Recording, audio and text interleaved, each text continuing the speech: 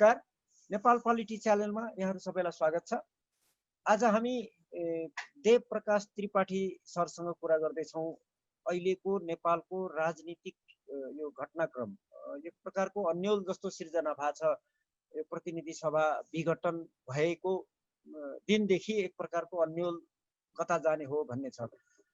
Dev Prakash Tripathi sir वरिष्ठ पत्रकार plus गहिरो अध्ययन गर्ने र राजनीतिलाई राम्रोसँग खोतलेर विश्लेषण गर्ने व्यक्तित्वको रूपमा आज नेपाल पोलिटीमा आज हामीले निम्ताएका छौँ। स्वागत छ त्रिपाठी सर। धन्यवाद सर। नमस्कार सर, म ओपन क्वेसनबाट सुरु गर्न चाहन्छु। यो अहिलेको जुन एउटा अन्यल जस्तो भएको छ प्रतिनिधि सभा विघटन गर्ने प्रधानमन्त्रीको निर्णयपछि यसलाई सरले कसरी हेर्नु भएको छ? धन्यवाद दीपक सर। सबभन्दा पहिलो कुरा हामीले के बुझ्नुपर्छ भने नेपालको राजनीति करिब 2/3 बहुमतको सरकार बनेपछि पनि स्थिरतातर्फ जान खोजेन। पुरानै रोग फेरि पनि बल्झियो, अर्थात् पार्टी भित्रको अन्तर संघर्षका कारणले हामीले विगतमा 2 पटक संसदलाई पूरा कार्यकालसम्म काम गर्न नपाएको हाम्रो पृष्ठभूमि छ र यसपटक चाहिँ त्यही घटना दोहोरिँदैन भन्ने थियो।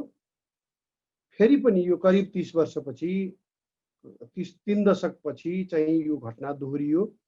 पार्टीको आन्तरिक झमेला बितेको 1.5 वर्षदेखि निरन्तर चलिरहेको थियो र सरकार स्मुथली रन हुन सक्ने अवस्था चाहिँ नै रहेको थिएन। यो अवस्थामा या त प्रधानमन्त्रीले राजीनामा दिनु पर्थ्यो या त जसले प्रधानमन्त्री हटाउन खोजेका थिए उनीहरूले आफ्नो माग फिर्ता लिनु पर्थ्यो। यो दुईटै कुरा नभएको अवस्थामा अर्को तेस्रो विकल्प भनेको संसद विघटन गरेर ताजा जनादेश लिएर जाने एउटा अर्को विकल्प संसदीय प्रजातन्त्रमा त्यो जहिले पनि रहन्छ र त्यो विकल्पमा प्रधानमन्त्री जानुभयो। यो बीचमा अनेकौं पटक दुई पक्षका बीचमा छलफल भएको पनि देखियो, अनेकौं चरणमा संवादहरू भए। तर पछिल्लो चरणमा जब लिखित रूपमा गाली गलौज अभियान सुरु भयो, त्यो गाली गलौजको स्तर हेर्दाखेरिमा दुई पक्ष सँगै जान सक्दै नसक्ने अवस्था चाहिँ नि देखियो। सबैभन्दा खतरनाक कुरा के देखियो भने जसले केपी ओली नेतृत्वको सरकारलाई विस्थापित गर्ने इच्छा राख्नुभयो पार्टीभित्रबाट, उहाँहरूको दस्तावेजमा केही आपत्तिजनक, गम्भीर आपत्तिजनक बेहोरा देखियो। प्रचण्डजीद्वारा प्रस्तुत दस्तावेजको पेज 27 र 37 मा उल्लेख भएको बेहोरा के छ भने केपी ओलीजीले केही गर्नुपर्ने काम गर्नु भएन लेख्नु भएको छ। गर्नुपर्ने काम के भन्दाखेरिमा यो जनतालाई डेलिभरी गर्ने कुराहरू कहीँ पनि दस्तावेजमा उल्लेख भएको छैन। मात्रै के उल्लेख भयो भनेदेखि शान्तिपूर्ण प्रतिस्पर्धाका माध्यमबाट चुनाव जित्ने, जितिसकेपछि संरचना बदल्ने राज्यको, त्यसपछि समाजवादमा चाहिँ छलाङ मार्नु पर्ने मा केपी ओली यही संघीय लोकतान्त्रिक गणतन्त्रमै अल्झेर बस्न खोज्नुभयो। यो गल्ती भयो। यो सुवर्ण अवसर चाहिँ नि हामीले गुमाउँदै छौं समाजवादमा छलाङ मार्ने भनेर उहाँले दस्तावेजमा लेख्नु भएको छ। भनेपछि त के हो भने यो व्यवस्था नै परिवर्तन गर्ने उद्देश्य र इच्छा चाहिँ अर्को पक्षले राखेको बुझियो। भनेपछि यो अवस्थामा यही प्रजातन्त्रलाई बचाउने, संसदीय प्रजातन्त्रलाई नै बचाउने हो भनेदेखि एउटा जोखिम उठाउनु पर्ने अवस्था थियो प्रधानमन्त्रीले।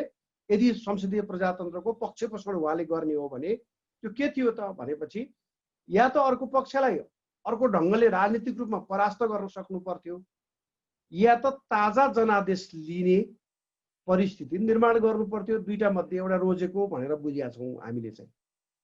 हजुर सर, अब अहिलेसम्म जुन नेपालको राजनीतिक घटनाक्रम खास गरेर गएको 30 वर्ष यता, त्योभन्दा अगाडि धेरै अगाडि पनि प्रवृत्ति त लगभग उस्तै देखिन्छ, तर गएको 30 वर्ष यता नेपालमा जति पनि राजनीतिक परिवर्तन भएका छन् अथवा अन्यल सिर्जना गरिएको छ, अशान्ति सिर्जना गरिएको छ, यो नेपालीहरू स्वयंले भनेको व्यक्ति समूह दल अथवा कुनै शक्ति नेपालीहरूले आफैले आफ्नो बलबुताले नगरेर विदेशी स्वार्थमा यी सबै भइरहेको छ भन्ने लगभग पुष्टि भइसकेको छ धेरै कुरा। यतिखेर पनि निकै चलखेल देखिन्छ। जस्तै सरले भन्नुभएको एउटा झन्डै 2/3 बहुमत लिएर सरकारमा बसेको एउटा दलभित्रको एउटा द्वन्द्व, त्यसभित्र सरले त अर्को खतरनाक कुरो पनि औल्याउनु भयो त्यहाँभित्रको दस्तावेजको।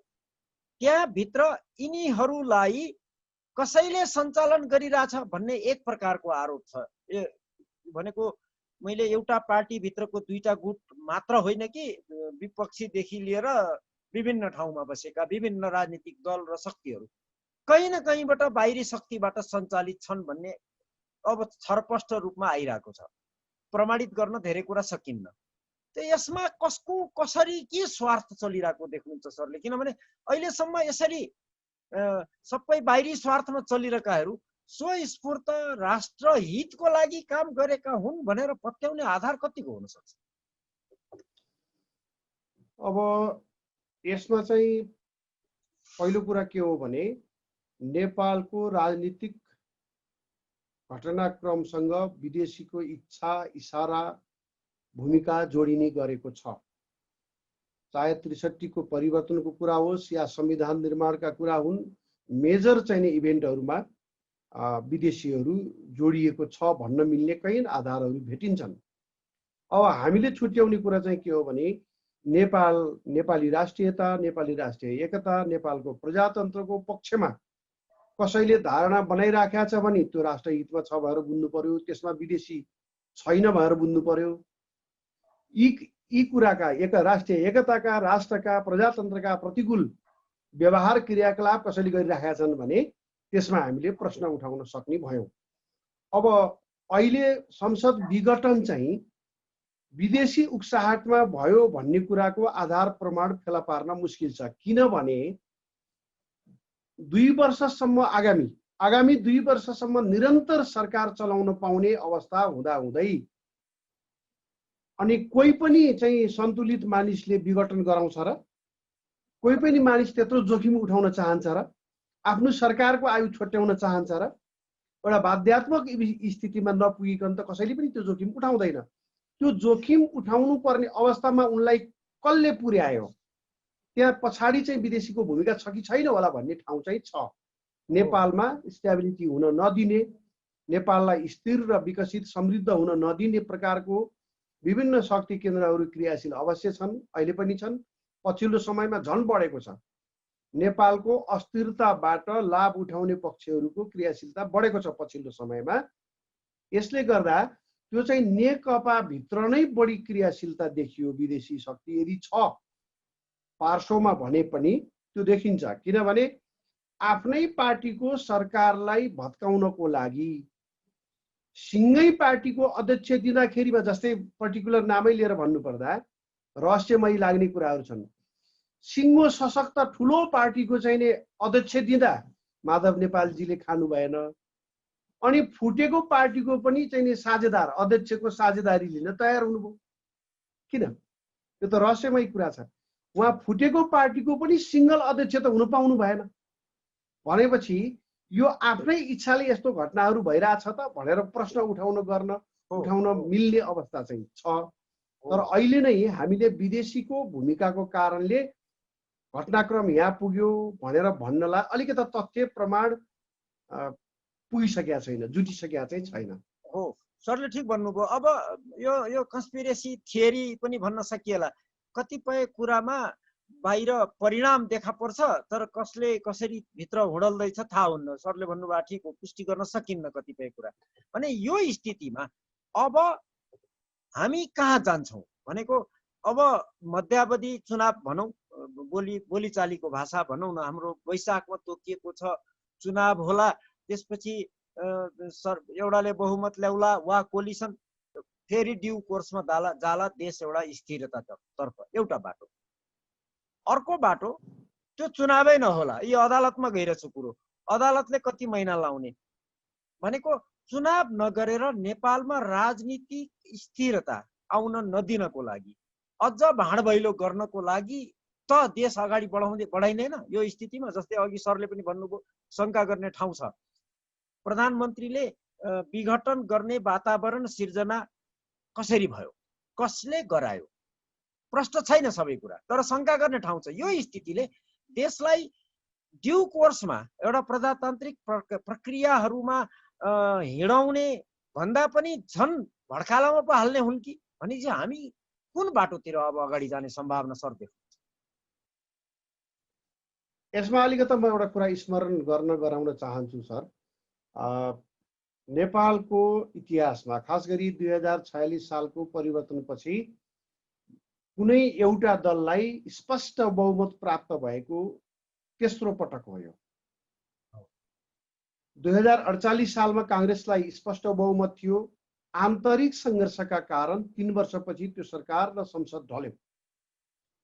2056 सालमा कांग्रेसलाई स्पष्ट बहुमत थियो। आन्तरिक संघर्षका कारण त्यो संसद र सरकार ढल्यो।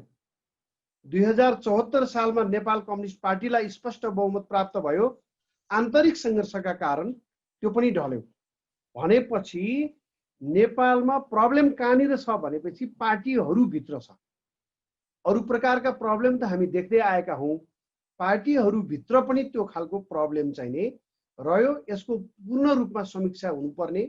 अझै यसमा अझ मैले अगाडि बढेर भन्नुपर्दा प्राज्ञिकहरूले यो अनुसन्धान गर्नुपर्ने विषय रह्यो अब चाहिँ कि के कारणले नेपालमा बहुमतका सरकारहरू चल्दैनन् र आन्तरिक संघर्षकै कारणले विस्थापित हुन्छन्, ढल्छन् भन्ने विषय एउटा गम्भीर अध्ययनको अनुसन्धानको विषय रह्यो। एउटा पाटो यो। अब अर्को पाटो, नेपालमा नेपाललाई अस्थिर बनाएर कमजोर बनाएर त्यसपछि आफ्नो भूमिका बढाउन कुन कुन शक्तिहरू कुन उद्देश्यका लागि क्रियाशील छन् भन्ने कुरा पनि अब आइडेन्टिफाई गर्नुपर्ने भयो। त्यसको पहिचान पनि प्राज्ञिक जगतले गर्नुपर्ने अवस्था आयो। राजनीतिक क्षेत्रले त्यो गर्दैन अब, किनभने उहाँहरू कुनै न कुनै रूपमा कसै न कसैसँग जोडिनु भएको छ। सबैको पोल खोलाखोल हुने कुरामा उहाँहरू जानुहुन्न। त्यसैले प्राज्ञिक जगतको दायित्व, बौद्धिक समुदायको दायित्व बढेको छ। एउटा कुरा यो। अब जनतामा त्यो खालको पहुँच छैन, एउटा सत्य निष्कर्षमा पुग्न सक्ने पहुँच नभएको हुनाले जनस्तरबाट पनि त्यो कार्य सम्भव छैन। अब अर्को कुरा, संसद त विघटन भइसक्यो, राष्ट्रपतिजीबाट घोषणा भएपछि सक्यो, त्यसले प्रक्रिया पूरा गर्यो। यो संवैधानिक छ कि छैन, यो असंवैधानिक छ कि छैन होइन। संसदीय प्रजातन्त्रको उद्गम कहाँ हो? बेलायत हो।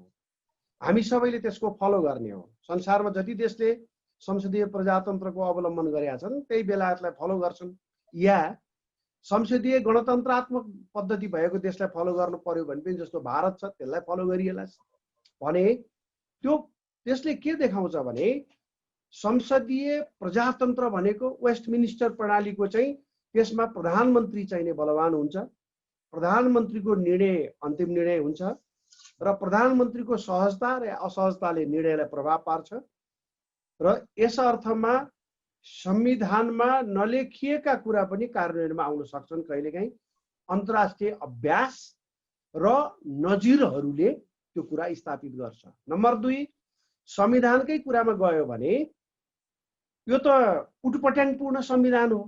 यो संविधान त कुनै राष्ट्र चलाउनु भएर बनाएको संविधान त होइन। यो संविधान त यता राजालाई कसरी छेक्ने, धर्मलाई कसरी छेक्ने, राष्ट्रिय एकतालाई कसरी छेक्ने, सामाजिक सद्भावलाई कसरी छेक्ने, अस्थिरता कसरी बढाइराख्ने भनेर त्यस्तो खालको सोच राखेर बनाएको। अनि दलहरूको स्वार्थ, नेताहरूको स्वार्थलाई कसरी व्यवस्थापन गर्ने, त्यस्तो उद्देश्यले बनाएको संविधान।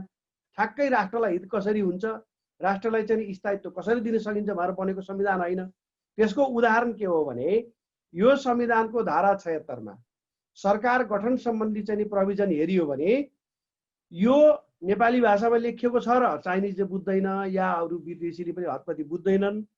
बुझ्नेहरूले हेरे भनेदेखि हामी धेरै पछाडी छौं, 14औं शताब्दी भन्दा पनि पछाडी छौं। नेपाल अझै पनि त्यति यो चाहिँ मानसिक रूपमा पनि पछाडी छ, चेतनाको हिसाबले नि भन्ने कुरा बुझिन्छ। किनभने संविधानमा लेखिए अनुसार प्रधानमन्त्री बन्न नसकेको प्रधानमन्त्रीले चाहिँ संसद विघटन गर्न पाउने अनि कुनै दलको चाहिँ नि नेता प्रधानमन्त्री भएको अवस्थामा चाहिँ उसले चाहिँ संसद विघटन गर्न नपाउने, यो भन्दा हास्यास्पद कुरा केही हुन्छ?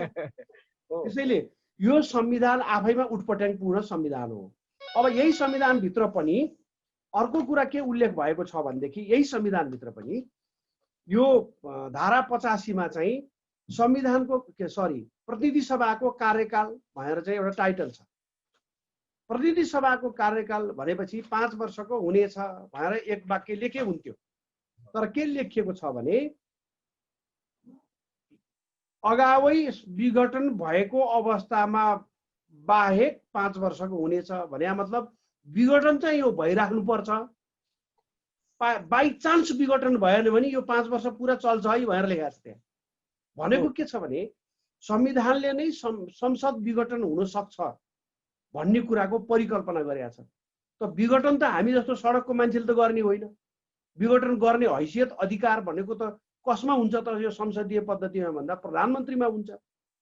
अनि प्रधानमन्त्रीले विघटन गर्नु भएको छ। त्यसैले संविधान भनेको अक्षर मात्रै होइन र न्यायिक निर्णय भनेको पनि अक्षर मात्रै पढेर गरिँदैन सायद।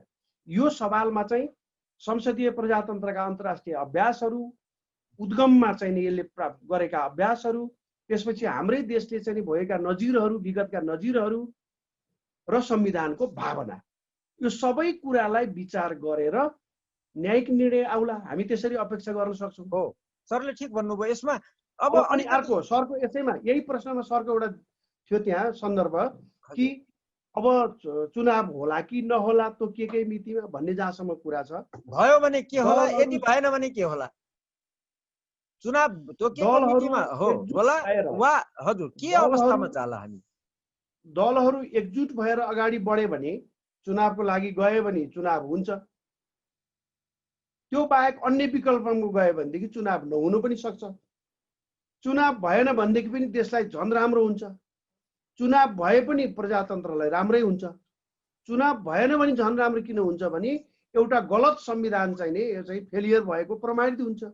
हामी नेपालीले फेरि अर्को एउटा राम्रो खालको देशलाई स्थायित्व दिने नयाँ प्रकारको संविधान बनाउने अवस्था चाहिँ नि पाउन सक्छौँ। त्यो दुईटै अवस्थामा नेपाललाई खास घाटा छैन। घाटा भनेको पोलिटिकल पार्टीका लिडरहरूलाई या डिलरहरूलाई जसलाई भनौँ, यो पोलिटिकल सेक्टरका यो अहिलेको दलहरू, खास गरी स्टेक होल्डरहरूलाई कसैलाई घाटा कसैलाई फाइदा हुन सक्छ। नेपाल र नेपालीलाई चाहिँ चुनाव हुँदा पनि धेरै ठुलो उत्साह राख्नु परेन, किनभने हामीले बहुमतै दिँदा पनि सरकारहरू असमयमै ढल्ने रहेछ। अनि 2/3 बहुमत पुग्न खोज्दा पनि जनताको काम त नहुने रहेछ। अब नयाँ चुनाव गरेर नयाँ सरकार बनाएपछि हाम्रा दुःखका दिन अन्त्य हुन्छ भनेर चाहिँ नेपाली जनताले ठान्नै परेन। अब चुनाव भएन भनेदेखि पनि नयाँ संविधान बन्छ, अलिकता आशा यो उटपटाङपूर्ण संविधान विस्थापित भएर नयाँ संविधान आउँदाखेरि त्यसले एउटा नयाँ बाटो बनाउँछ कि भन्ने आशा हुन्छ। सरले एउटा बडो इन्ट्रेस्टिङ कुरो भन्नुभयो। चुनाव भयो भने स्थिरतातिर जाला, फेरि दलहरूले एक थोक गर्लान्, अस्ति 3 वर्ष जसरी चलेको थियो फेरि चल्ला, केही गर्ला, एउटा आशाको कुरा। त्यो पनि धेरै आशा गर्ने ठाउँ छैन विगतको हेरेर। सरले एउटा कुरो यो भन्नुभयो। दोस्रो मलाई लागेको इन्ट्रेस्टिङ कुरा, चुनाव भएन भने यो संविधान फेलियर भएको अथवा असफल भएको प्रमाणित हुनेछ र नेपाली नागरिकले अर्को राम्रो संविधान बनाउनेछन्। सरले यो एउटै वाक्यमा बडो गम्भीर कुरा भन्नुभयो। यदि चुनाव भएन भने यो संविधान असफल भएको त पुष्टि होला बाहिरबाट हामीले हेर्दा। असफल भएर यसलाई फालेर नयाँ बनाउने प्रक्रिया के होला? शान्तिपूर्ण होला? त्यो मात्रै अहिले खालि प्रक्षेपण, हाम्रो एउटा के भन्ने हाइपोथेसिस, तर सम्भावना पनि हाइपोथेसिस मात्र होइन, यो सम्भावना पनि। यदि चुनाव भएन भने देशमा शान्तिपूर्ण तरिकाले यो संविधान असफल भयो, अब फाल्दिउँ, अब नयाँ संविधान बनाऊ भन्ने बाटोतिर देश सजिलै जाला वा बडो कठिन होला? यो चाहिँ अब नेपाली जनता गम्भीर हुने कि नहुने? हामीले काङ्ग्रेस पार्टी र कम्युनिस्ट पार्टी, अर्को राप्रपा भन्ने पनि पार्टी थियो के अरे, आदि पार्टीहरूलाई हामीले धेरै वर्षदेखि हेरिसक्यौँ। 30 वर्ष एउटै नेतृत्व, एकै प्रकारको नेतृत्व, एकै प्रकारको पार्टीहरूलाई हामीले 30 वर्ष परीक्षण गर्दा पनि हामी आफै झुकिन फेरि पनि चाहन्छौँ भने त एउटा परिस्थिति होला। होइन भनेदेखि जनता अलि बढी सचेत र सङ्गठित हुने हो भने देशलाई हामी ट्र्याकमा ल्याउन सक्छौँ। अब जनताको हातमा रह्यो। विदेशीहरूले कसरी खेल्दा रहेछन्, विदेशीका एजेन्डा के रहेछन्, विदेशीले मन पराएका मान्छे को रहेछन्, नेपाललाई मन पराउनेहरू को रहेछन्, अब त स्पष्ट हुँदै गएको छ नि। यस्तो अवस्थामा हामी देशलाई नयाँ मोड दिन सक्ने, दिन पाउने ठाउँमा आइपुगेका छौँ।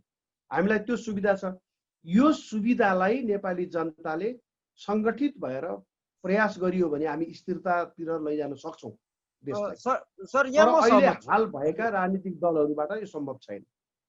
यो सहमत सर, म व्यक्तिगत रूपमा म राजनीति शास्त्रको विद्यार्थीको हिसाबले म सरसँग सहमत। तर जनता आफैमा अमूर्त हुन्छ। जनता भनेको एउटा व्यक्ति, एउटा समूह, भिड, जे भन्दा पनि भयो, त्यसलाई नेतृत्व गर्ने, एक ठाउँमा सङ्गठित गर्ने, एउटा मिसनमा, राष्ट्रको हित हुने मिसन एउटा निर्धारित गरेर त्यो बाटोमा सम्पूर्ण जनतालाई एक होर्याएर लगाउन सक्ने शक्ति कहाँ छ अहिले? दलहरू त सरले भनिहाल्नुभयो, सबैले देखिसके। हजुर, कसले गर्ने त्यो काम? यसमा दुईटा कुरा छ। अब नम्बर 1, राष्ट्रको पक्षमा विभिन्न नयाँ प्रकारका शक्तिहरू उदाउन खोजिराखेका छन्। तीमध्येको सच्चा इमान्दार राष्ट्रवादी देशभक्त शक्तिहरूलाई जनताले साथ दिएर जाने, त्यसैबाट निकास खोज्ने एउटा तरिका हो। होइन भने हामीले यस्तै अप्ठ्यारोमा काम लाग्छ भनेर हामीले नेपाली सेनाको गठन गरेका छौँ। नेपाली सेनाले परिस्थितिलाई ट्र्याकमा ल्याउनु सहयोग गर्न सक्छ, अदालतले सक्छ, अन्य यस्ता हाम्रा संयन्त्रहरू छन्। त्यसैले उहाँहरूको काम के छ? देशलाई चाहिँ नि यदि एउटा चाहिँ नि स्पष्ट मार्गभन्दा बाहिर विचलित भएर जान खोज्यो भने त्यसलाई एउटा ट्र्याकमा ल्याइदिनु पर्यो। ट्र्याकमा ल्याएर त्यसपछि अनि जनताको हातमा जिम्मा लगाइदिनु पर्यो। त्यसैले त्यो अप्सनहरू सधैँ रहन्छ, त्यो छ अहिले पनि। भनेपछि सरले सङ्केत गर्न खोज्नु भएको, यदि अहिले विघटन भएको प्रतिनिधि सभाको अस्ति घोषणा भए अनुसारको चुनाव भएन भने देशमा एउटा परिस्थिति निर्माण हुन्छ, त्यतिखेर न्यायालय वा सेनाले नेतृत्व गरेर त्यसले एउटा बाटो दिनु पर्यो। होइन, न्यायालय र सेना। ओके, भने यी दुईटाले अहिलेको संविधान अन्तर्गत बसेर काम गरेका छन्। नेपालको इतिहासले पुष्टि गरेका छ, सेनाले विद्यमान कानुन भन्दा बाहिर गएर कहिले पनि काम गरेको देखिन्न। त्यसैगरी अदालतले पनि सधैँ त्यो विद्यमान संविधान ऐन कानुन भन्दा बाहिर गएर काम गरेको कहिले पनि देखिया छैन। जुडिसियल एक्टिभिजम त्यो रूपमा अन्त जस्तो हामी कहाँ देखिया छैन। भने सेना र न्यायालय मिलेर भनेको नागरिकलाई नेतृत्व गरेर एउटा विकल्प, यी दुईटैले विकल्प दिएर उनीहरूले नै देश चलाउने होइन कि एउटा संक्रमणकालीन अवस्था सिर्जना गरिदिने, त्यसपछि देशलाई स्थायित्वतिर लाने। सरले त्यो सम्भावनाको औलाउन खोज्नु भएको। ट्र्याक आउट भएको अवस्थालाई ट्र्याकमा ल्याएर अनि नागरिकलाई सुम्पिने, बस। भनेपछि सर आशावादी हुनुहुन्छ देश हिंसामा जाँदैन, स्थायी रूपमा राज्य सञ्चालन गर्ने भन्ने होइन। भनेपछि अबको स्थितिमा चुनाव होस् नहोस् हामीले दुःख पाउने स्थिति चाहिँ हुन्न, सर आशावादी हुनुहुन्छ? त्यो भए तापनि अल्पकालिक हुन्छ। यो संविधान रहँदा चाहिँ, यो संविधान रहेसम्म हामीले पाउने भनेको दुःख मात्रै हो होइन। यो संविधान गएको अवस्थामा चाहिँ दुःखको सम्भावनाहरू कम भएर जान सक्छ, किनभने दुःखको स्रोत नै यो संविधानमा छ, अस्थिरताको स्रोत नै यो संविधान छ। संविधान आफै त्यस्तो अस्थिरताको स्रोत छ। अनि यो संविधान जाँदाखेरि चाहिँ अहिलेसम्म हामीले भोग्नु परेको जो चाहिँ यो चाहिँ असाध्य पीडा छ, राजनीतिक नेतृत्वको अदूरदर्शी इमान्दार हुन बाँकी नेताहरूको पङ्क्तिलाई हामीले जो झेल्दै आछौँ, यो संविधानसँगै यो नेतृत्व पनि पाखा लाग्ने हुनाले देशले एउटा नयाँ गति, नयाँ दिशा, नयाँ नीति, नयाँ नेतृत्व पाउन सक्ने सम्भावना रहन्छ। धन्यवाद सर। आशाकै खेल हो सर। सरले आशाको कुरा गर्नुभयो। देश आशा गरौँ हामीले नराम्रो अवस्था भोग्नु नपरोस्, आम नागरिकले देशको भोलि एउटा सही बाटोमा देशले एउटा ट्र्याक समातोस्। सर आशावादी देखिनुभयो। यसको यो खालको विचार एउटा नयाँ खालको लाग्यो मलाई। चुनाव भएन भने अस्थिरता जान्छ, हिंसामा जान्छ, एक खालको धारणा आइरहेछ। योभन्दा फरक तरिकाले देशलाई सही बाटो दिन सक्छ यदि चुनाव भएन र यो अस्थिरता बढ्यो भने। यो खालको धारणा दिनुभयो सर, यसको लागि धन्यवाद सर। नेपाल पोलिटिको तर्फबाट सरलाई धन्यवाद। नमस्कार सर। हस्, धन्यवाद। नमस्कार सर, मलाई यो मौका दिनुभयो।